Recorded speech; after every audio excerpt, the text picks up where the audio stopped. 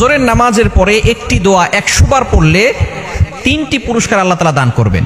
1 number, রিজিক নিয়ে আপনার কোনো পেরেশানি করতে হবে না।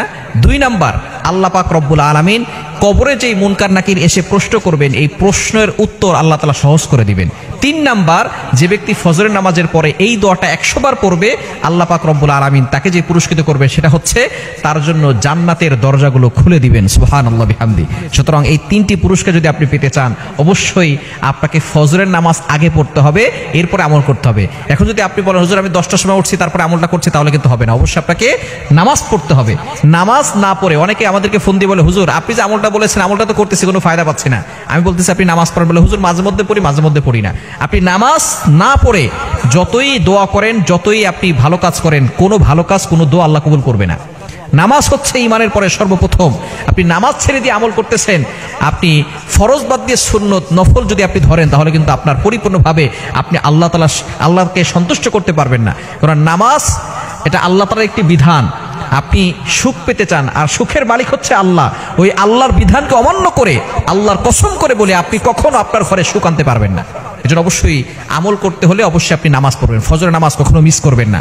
ফজরের 2 রাকাত সুন্নত পড়বেন এবং ফজরের 2 রাকাত ফরজ পড়বেন। ফরজের পরে আপনি কিছু আমল করবেন, তার ভিতরে এই দোয়াটা 100 বার পড়লে আল্লাহ পাক রব্বুল আলামিন 3টি পুরস্কার করবেন। দোয়াটি হচ্ছে লা ইলাহা ইল্লাল্লাহুল মালিকুল হাক্কুল মুবিন। এই দোয়াটা আমরা অনেকেই জানি, লা ইলাহা ইল্লাল্লাহুল মালিকুল হাক্কুল মুবিন। এই দোয়াটা 100 বার পড়বেন। ছোট্ট দোয়াটা 100 বার পড়লে রিজিক নিয়ে কোনো টেনশন করতে হবে না। রিজিকের পেরেশানি আল্লাহ তাআলা দূর করে দিবেন। আল্লাহ পাক রব্বুল আলামিন মুনকার নাকিরের প্রশ্ন সহজ করে দিবেন। যখনই কোনো ব্যক্তি দুনিয়া থেকে বিদায় নেয়, যখন তাকে কবরস্থ করা হয়, মানুষ যখন সেখান থেকে চলে আসতে শুরু করে, তখনই কিন্তু তার কবরে মুনকার নাকির চলে আসে এবং তাকে 3টা প্রশ্ন করে, মার রব্বুকা ওমা দীনুকা ওমান নবিয়ুকা। এই প্রশ্নগুলো যারা মুমিন বান্দা হয়, মুত্তাকি বান্দা হয়, তাদের জন্য আল্লাহ তাআলা সহজ করে দেন। আর যারা মুত্তাকি বান্দা না হয়, যারা মুমিন বান্দা না হয়, আল্লাহর ইবাদত না করে, আল্লাহর সাথে নাফরমানি করে, যেখানে ওলামায়ে কেরামের বিরোধিতা করে, কোরআনের বিরোধিতা করে, তারা কিন্তু এই প্রশ্নের উত্তরগুলো দিতে পারবে না। তারা বলবে লা আদেরি, আই ডোন্ট নো, আমি জানি না।